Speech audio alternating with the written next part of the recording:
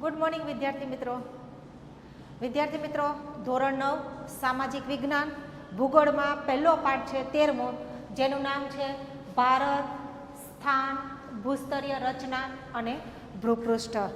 વિદ્યાર્થી મિત્રો, આ પાઠમાં આપણે ભારતના સ્થાન વિશે વાત કરી ચૂક્યા છે કે પૃથ્વીનો જે ગોળો છે અથવા તો આપણી જે પૃથ્વી છે એમાં ભારતનું ચોક્કસ સ્થાન ક્યાં છે, જેના આપણે તમને 3 લેક્ચર આપી ચૂક્યા છે. એટલે હવે પછીનો આજનો જે લેક્ચર છે એ લેક્ચરમાં વિદ્યાર્થી મિત્રો આપણે ભૂસ્તરીય રચના વિશે ભણવાનું છે કે ભારતની જે ભૂસ્તરીય રચના છે એ કેવા પ્રકારની છે અથવા તો ભારતનું નિર્માણ કઈ રીતે થયું છે. આપણે આ પાઠમાં આ લેક્ચરની વાત કરવાની છે. અને જે છેલ્લો ટોપિક છે વિદ્યાર્થી મિત્રો પાઠમાં એ છે ભૂપૃષ્ઠ. એ ટોપિક છે આના પછીનો પાઠ એટલે કે 14મો પાઠ, જેનું નામ પણ આ જ છે, ભારત, સ્થાન, ભૂસ્તરીય રચના, ભૂપૃષ્ઠ સેકન્ડ. એમાં આપણે વાત કરશું. એટલે 13મા પાઠમાં આપણે ફક્ત 2 ટોપિકની વાત કરવાની છે. એમાં પહેલો ટોપિક છે જે આપણે ભણી ચૂક્યા છે, ભારત સ્થાન. પૃથ્વીના ગોળામાં ખરેખર ભારત કઈ જગ્યાએ આવેલું છે. હવે આ લેક્ચરમાં આપણે વાત કરશું ભૂસ્તરીય રચના, કઈ રીતે ભારતનું નિર્માણ થયું છે. વિદ્યાર્થી મિત્રો, પૃથ્વી છે એ એક ખૂબ જ કહેવાનો મતલબ છે કે પૃથ્વી ઉપર અવારનવાર એવા ભયંકર પ્રલયો આવ્યા કરે છે, જેને કારણે ઘણા બધા દેશો છે એનું અસ્તિત્વ છે એ સંપૂર્ણપણે નાશ પામે છે અને ઘણા બધા દેશો એવા છે જેનું અસ્તિત્વ અચાનક જ તો કે આપણી સામે આવી જાય છે.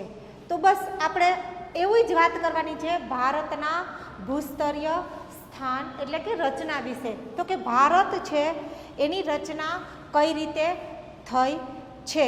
તો કે આપણું જે ભારતનું ભૂપૃષ્ઠ છે એનું જે સ્વરૂપ છે એ તો કે 2 પરિણામોને કારણે બન્યું છે. ભૂસંચલન પ્રક્રિયા, એનો મતલબ થાય કે પૃથ્વીના પેટાળમાં થતી પ્રક્રિયા, અને બીજું છે બાહ્ય હલનચલન.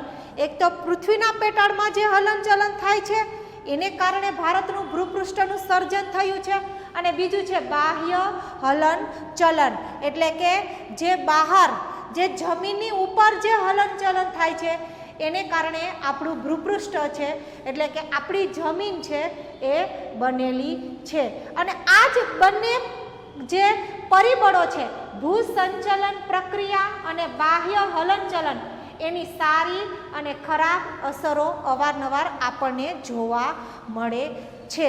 તો કે હાલના ભારતનું જે ભૂપૃષ્ઠનું સ્વરૂપ છે એ ભૂસંચલન પ્રક્રિયા અને બાહ્ય હલનચલનને કારણે બન્યું છે. અને જ્યારે પૃથ્વીના પેટાળમાં અને પૃથ્વીની સપાટી ઉપર જ્યારે અવારનવાર અમુક પ્રકારની પ્રક્રિયાઓ થાય છે ત્યારે એની સારી પણ અસર થતી હોય છે અને એની ખરાબ પણ અસર થતી હોય છે. તો ચાલો વિદ્યાર્થી મિત્રો, સૌ પ્રથમ પહેલાં આપણે ભણીએ પૃથ્વીની રચના. તમને ઘણી બધી વાર તમારા મનમાં એવો પ્રશ્ન થતો હશે કે આપણી જે પૃથ્વી છે એ કઈ રીતે બની છે. તો વિદ્યાર્થી મિત્રો, આપણી જે પૃથ્વી છે એની રચના છે, એની વાત છે એ ખૂબ જ રોચક છે. એમની વાત એટલે કે કઈ રીતે એનું સર્જન થયું છે, કઈ રીતે એની રચના થઈ છે, એ વાત છે એ ખૂબ જ રસપ્રદ છે. સૌ પ્રથમ પહેલાં આપણે વાત કરીએ પૃથ્વીના ઉપરનો જે પોપડો છે એની વાત. એ તો તમને ખબર જ છે કે આ આપણો પૃથ્વીનો ગોળો છે, એની ઉપર તો કે એક પ્રકારનો પોપડો છે એટલે કે એક પ્રકારનું માટીનું સ્તર છે. એ તો તમને ખબર છે.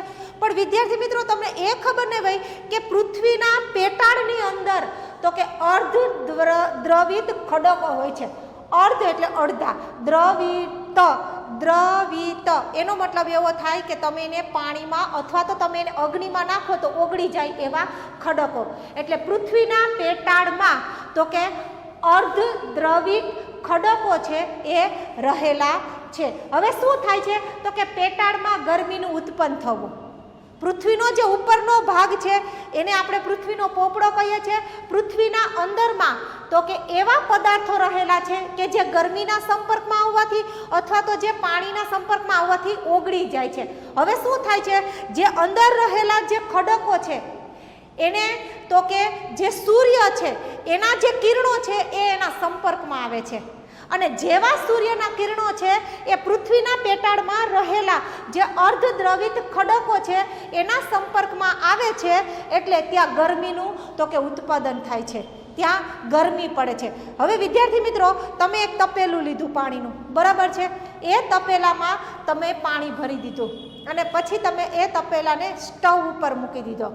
હવે તમે સ્ટવ છે એ ઓન કરી દીધો અને તપેલું છે એ તમે આખું ભરેલું હતું પાણીનું અને એની ઉપર તમે ઢાંકણ લગાડી દીધું. હવે ધીમે ધીમે ગેસ છે એ ગરમી આપશે તપેલાને. એટલે તમે થોડીક વાર પછી વિદ્યાર્થી મિત્રો જ્યારે તમે જાશો તપેલાની બાજુમાં ત્યારે એનું ઉપરનું ઢાંકણું છે એ ઓટોમેટિક હલનચલન કરતું હશે, કારણ કે જે અંદર પાણી ગરમ છે એની અંદર ગરમી ઉત્પન્ન થાય છે અને એ ગરમી ગમે તેમ કરી અને બહાર નીકળવાનો પ્રયત્ન કરે છે અને એ ગમે ત્યારે કરીને જ્યારે બહાર નીકળવાનો પ્રયત્ન કરે છે ત્યારે એ શું કરે છે તો કે એ પાણી છે એ વરાળ બની અને ઢાંકણને ધક્કો મારે છે. એટલે ઢાંકણમાંથી તમે જોજો વિદ્યાર્થી મિત્રો એક પ્રકારનો ઝીણો ઝીણો અવાજ આવશે. બસ એવું જ છે આપણા પૃથ્વીના પેટાળની અંદર થઈ રહેલું છે. તો કે પૃથ્વીના પેટાળની અંદર તો કે પાણીના અને ગરમીના સંપર્કમાં આવે એવા ખડકો રહેલા છે. ખડકો એટલે પદાર્થો રહેલા છે અને ઉપર છે એ પૃથ્વી છે, એનો પોપડો છે એ થોડો કઠણ છે. હવે જ્યારે સૂર્યના કિરણો છે એ જ્યારે પૃથ્વીના પેટાળમાં રહેલા જે ખડકો છે એ ખડકોના સંપર્કમાં આવે છે ત્યારે એ ખડકો છે એ ઓગળી જાય છે અને પીગળી જાય છે. હવે પીગળી જાય છે ત્યારે ગમે તેમ કરી અને એ ખડકો છે એને બહાર નીકળવું છે. એટલે એ શું થાય છે તો કે બહાર નીકળવા માટે એ એકબીજા ખડકો એકબીજાને ધક્કો મારે છે અને પછી તો કે પૃથ્વીના પેટાળમાં ખૂબ જ મોટો છે એ વિસ્ફોટ થાય છે અને એ બધા જ પદાર્થો છે એ તો કે છૂટા છૂટા છે એ ફેલાઈ જાય છે. આવી રીતે બહુ પહેલાંના સમયમાં એટલે કે ઘણા કરોડો વર્ષો પહેલાં આવું થયું હતું અને જ્યારે આવું થયું પૃથ્વીના પેટાળમાં રહેલા જે પદાર્થો છે એની સાથે ગરમી મળી, એનું લાવામાં રૂપાંતર થયું અને એ લાવા છે ગમે તેમ કરીને બહાર નીકળવાના પ્રયત્નો કરવા લાગ્યા અને પછી પૃથ્વી છે એનો જે પેટાળનો ભાગ છે એ ફાટી ગયો અને બધા જ લાવા છે એ પૃથ્વીની અંદરથી છે એ બહાર નીકળી ગયા અને છૂટા છૂટા છે એ ફેલાઈ ગયા. એવા 7 ભૂમિખંડો છે એ ફેલાણા. ધીમે ધીમે એ લાવા છે એ ઠંડો પડતો ગયો અને ધીમે ધીમે આવી રીતે છે એ જમીનનું નિર્માણ થયું છે. એટલે કે જે મોટા જે 7 ખંડો છે જે મોટા મોટા લાવારસ હતા એ 7 ટુકડામાં આખી પૃથ્વીમાં ફેલાઈ ગયા.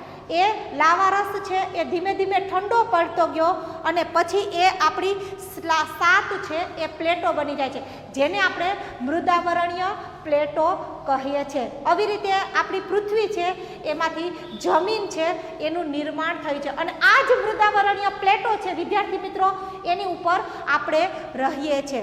હવે તમારા માટે મોસ્ટ પ્રશ્ન છે 2 માર્કનો એ છે પૃથ્વી ઉપર કુલ કેટલી અને કઈ મૃદાવરણીય પ્લેટો આવેલી છે.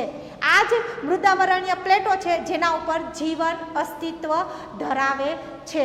જે આપણી પૃથ્વીની રચના વખતે આ પ્લેટો છે એની રચના થઈ હતી. એટલે કે જે ટુકડામાં વિભાજિત થઈ જાય છે, જે ઉપરનું જે કવચ છે પૃથ્વીનું એ ફાટી જાય છે અને 7 નાના ટુકડામાં એ કવચ છે એ વિભાજિત થઈ જાય છે. એ જે 7 ટુકડામાં વિભાજિત થવું તેને કહેવાય છે મૃદાવરણીય પ્લેટો અને આપણી પૃથ્વી ઉપર આવી કુલ 7 પ્લેટો છે. આ 7 પ્લેટોના નામ તમારે યાદ રાખવાના છે. પહેલું છે પેસિફિક પ્લેટ, એના પછીનું બીજું છે તો કે ઉત્તર અમેરિકન પ્લેટ, પછી છે દક્ષિણ American plate, Eurasian plate, African plate, Indo Australian plate અને એન્ટાર્કટિક પ્લેટ. આ 7 પ્લેટો છે એમના નામ છે એ તમારે તો કે મોઢે કરી લેવાના છે. આપણી પૃથ્વીની રચના વખતે આ 7 પ્લેટો છે એમની રચના થઈ છે. ટૂંકમાં આ 7 પ્રકારના પૃથ્વીના ભૂમિખંડો છે. હવે વિદ્યાર્થી મિત્રો, અમુક પ્લેટો કેવી હોય છે તો કે એકબીજાની ધીમે ધીમે નજીક આવતી હોય છે. અમુક પ્લેટો એવી હોય છે કે જે એકબીજાની તો કે દૂર આવતી હોય છે. તમારી ટેક્સ્ટ બુકમાં હું તમને બતાડી દઉં છું પ્લેટો કેવી બનાવી છે. એક પ્રકારની એ જમીન જ છે. જો અહીંયા ચિત્ર આપ્યું છે પ્લેટોનું, તમને એ પણ ખબર પડી જશે કે ભારત છે એ અત્યારે કઈ પ્લેટમાં આવેલું છે. તો કે પ્લેટો એટલે આપણે જે ખાવાની પ્લેટો કહીએ છીએ એવી નહીં, પણ ઈંટ પ્રકારની પ્લેટો હોય છે. આને આપણે પ્લેટો કહી શકીએ છીએ. આ એક પ્લેટ છે, પછી આ એની બાજુમાં તો કે બીજી પ્લેટ છે. હવે તમને એ તો ખબર છે કે ટોટલ 7 પ્લેટો છે, પણ આમાં ઘણી બધી પ્લેટો એવી હોય છે કે જે જેમ જેમ સમય પસાર થતો જાય તેમ નજીક આવતી જાય છે, અને ઘણી બધી પ્લેટો એવી હોય છે કે જે સમય જેમ જેમ પસાર થતો જાય તેમ દૂર થાય છે. તો 2 પ્લેટો જ્યારે નજીક આવે છે ને ત્યારે એને ભૂગોળની ભાષામાં કહેવાય છે અભિસારી પ્લેટ, અથવા તો આના માટે આપણે એક બીજો શબ્દ પણ વાપરીએ છીએ અભિસરણ. અભિસરણ.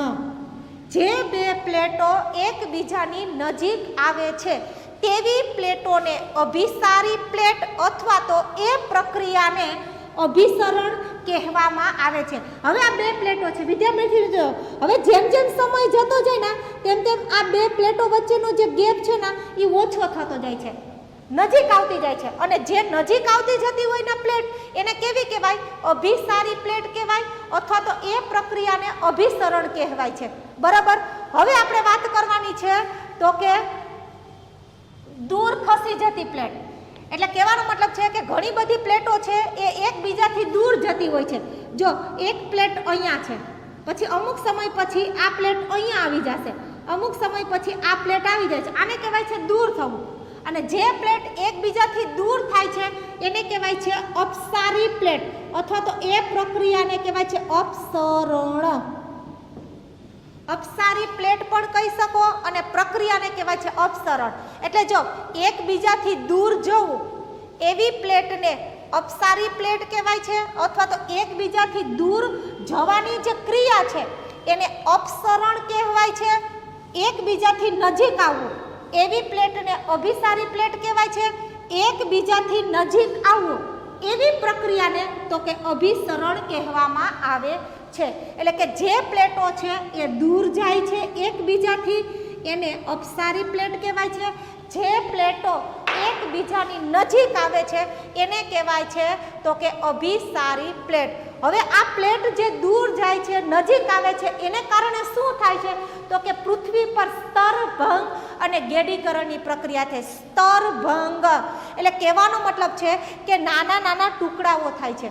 માની લો કે આ એક પ્લેટ છે વિદ્યાર્થી મિત્રો, બરાબર છે, આ મારો હાથ છે, એક પ્લેટ છે, એક પ્લેટ મારો અહીંયા હાથ છે. હવે આ 2 નજીક હતી, અચાનક જ આ પ્લેટ આનાથી આમ ખસી જાય તો શું થાય છે તો કે ગેડીકરણ અને સ્તરભંગની પ્રક્રિયા થાય છે.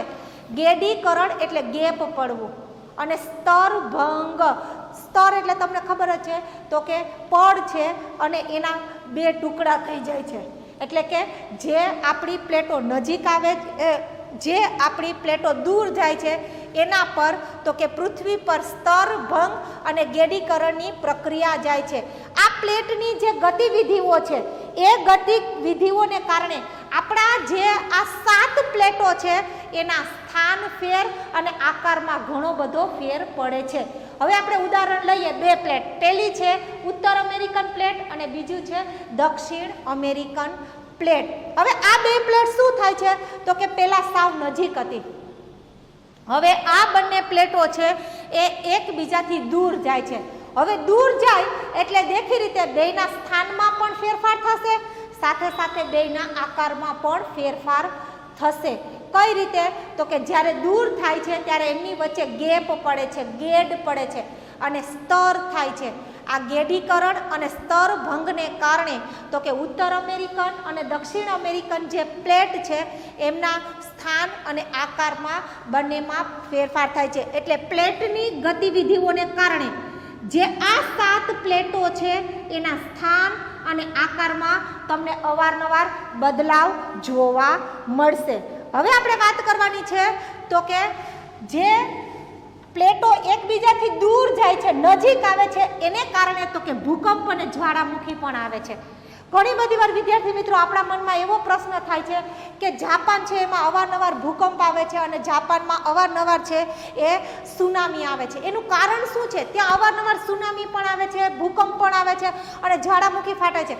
એનું કારણ છે જાપાન છે એ બે પ્લેટના બરોબર વચ્ચે આવેલો દેશ છે. અહીંયા ધ્યાન આપો વિદ્યાર્થી મિત્રો, જો આ આપણી એક પ્લેટ છે, બરાબર છે, એક્ઝેક્ટ એની બાજુમાં એક આપણી બરોબર એનાથી જોડાયેલી આપણી આ બીજી પ્લેટ છે, બરાબર. જાપાનનું તો કે અહીંયા વચ્ચે જાપાન આવેલો છે. બે પ્લેટો જ્યાં ભેગી થાય છે ને ત્યાં જાપાન દેશ આવેલો છે. અને એ તો અવારનવાર હવે બે પ્લેટો કાં તો દૂર થાય ને કાં તો નજીક આવે. નજીક આવે તો પણ દેખી રીતે ધક્કો તો લાગવાનો છે અને દૂર થાય તો વધારે નુકસાન થાય છે. એટલા માટે જાપાન છે એમાં સૌથી વધારે ભૂકંપ અને જ્વાળામુખી આવે છે. કારણ કે જાપાનનું સ્થાન જ પૃથ્વીમાં એવી જગ્યાએ આવેલું છે, બરાબર બે પ્લેટો જ્યાં ભેગી થાય છે ત્યાં જાપાન આવેલું છે. અને એને કારણે અવારનવાર છે એ જાપાનમાં તમે ભૂકંપ, જ્વાળામુખી અને સુનામી છે એવી તમે કુદરતી આફતો છે એ વધારે જોઈ શકો છો.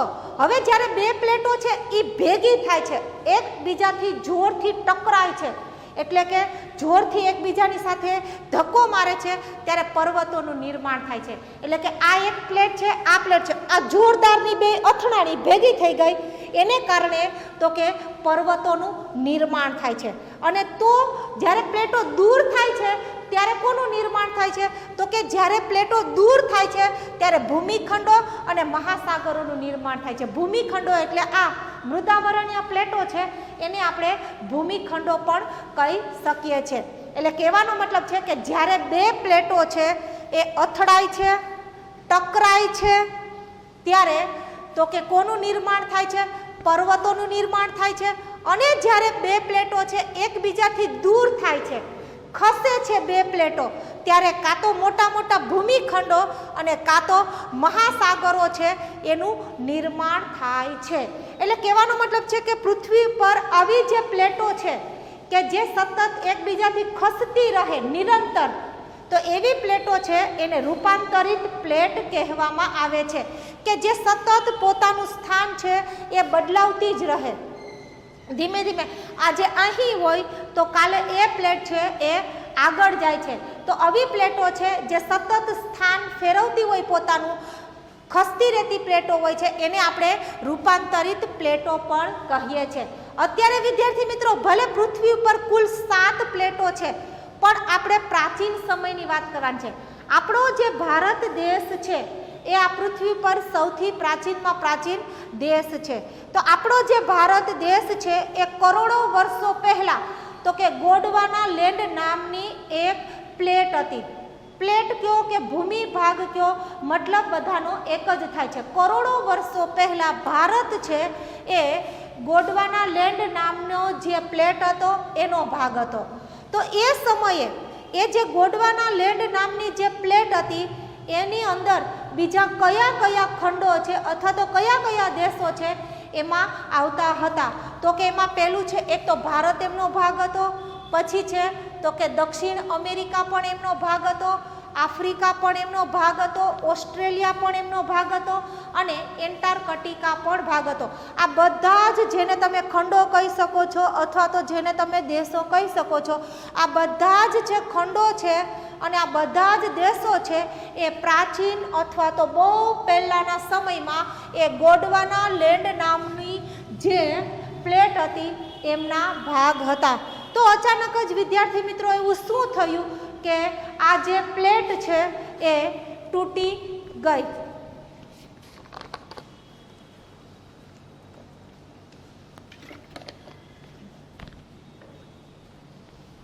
તો કે આપણો ભારત છે જે ગોંડવાના લેન્ડ નામનો જે ભૂમિ ભાગ હતો એની સાથે તો કે આ બધા દેશો છે, આ બધા ખંડો છે એ પણ એની સાથે જોડાયા ગયા. એટલે કહેવાનો મતલબ છે કે આ બધા પણ એની સાથે હતા. હવે શું થયું તો કે ઇન્ડો ઓસ્ટ્રેલિયન પ્લેટ છે એ ધીમે ધીમે છે એ ઉત્તર તરફ ખસવા લાગી. આ પણ એક પ્લેટ જ હતી. એટલે કે ઇન્ડો ઓસ્ટ્રેલિયન પ્લેટ છે ને વિદ્યાર્થી મિત્રો, આ પ્લેટ છે ને એ આમાંથી છૂટી પડી ગઈ હતી. આ બે એક જ પ્લેટ હતી.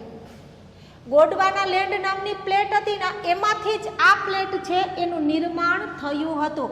ગોંડવાના લેન્ડ નામની પ્લેટમાંથી ઇન્ડો ઓસ્ટ્રેલિયન પ્લેટ છે એ કાળક્રમે છૂટી પડી ગઈ અને એમાંથી નવી ઇન્ડો ઓસ્ટ્રેલિયન પ્લેટ છે એ બની ગઈ.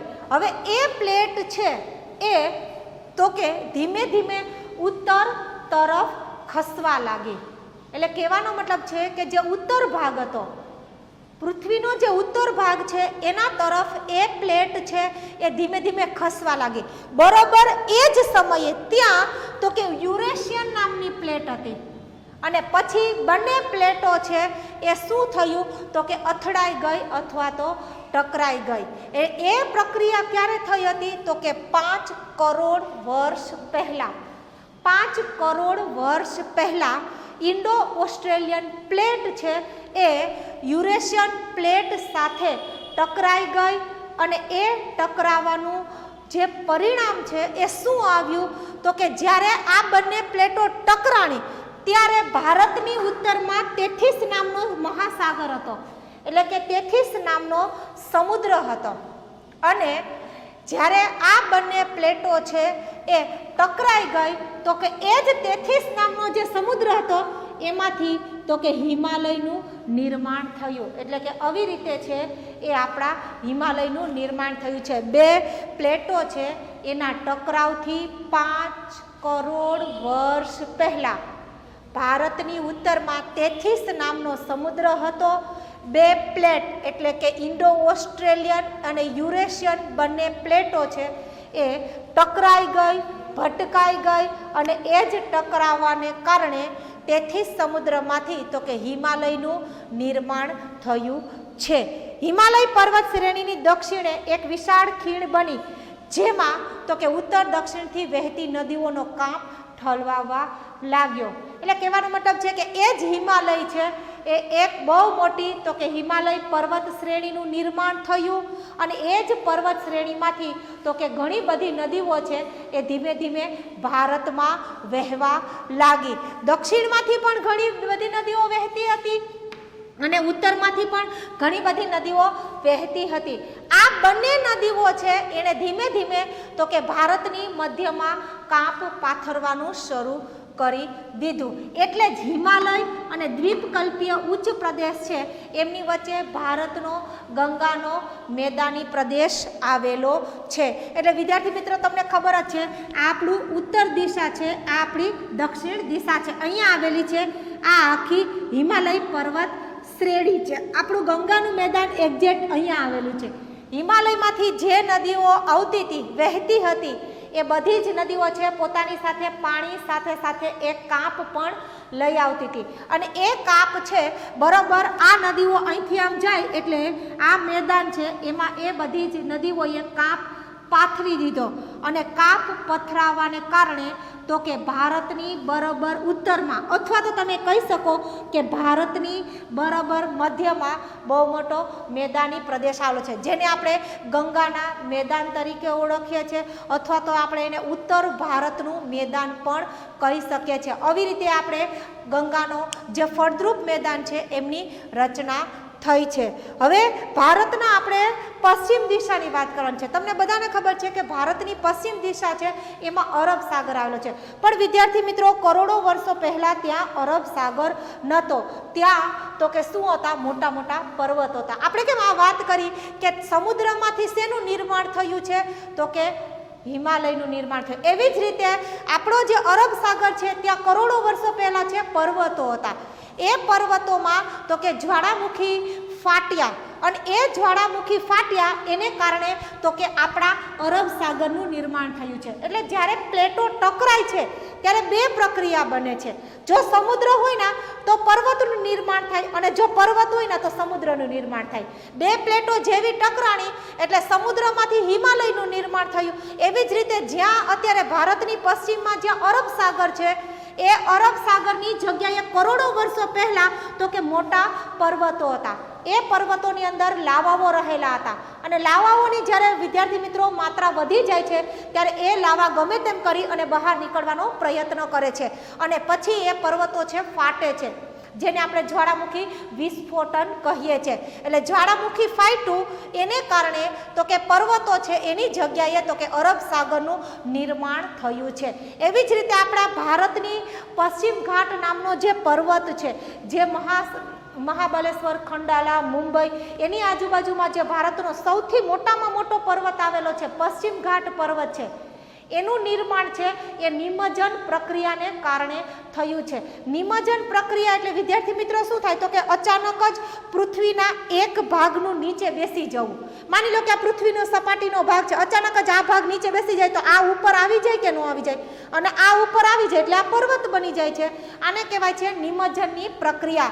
એટલે આપણા જે મુંબઈની આજુબાજુમાં આવેલો જે પશ્ચિમ ઘાટ નામનો જે પર્વત છે એ પર્વત છે એનું નિર્માણ છે એ નિમજ્જનને કારણે થયું છે. એટલે કે અચાનક જ એ પર્વતની આજુબાજુની જે જમીન છે ને એ ખસી ગઈ, બેસી ગઈ નીચે, અને એને કારણે આ પર્વત બની ગયો છે. એટલે કહેવાનો મતલબ છે વિદ્યાર્થી મિત્રો, આપણો ભારત છે એ ખૂબ જ પ્રાચીન દેશ છે. ભારતની રચના છે એ ખૂબ જ સદીઓ પહેલાં, એટલે કે જ્યારે પૃથ્વી ઉપર ગણ્યા ગાંઠ્યા દેશો હતા એ સમયનો આપણો આ દેશ છે.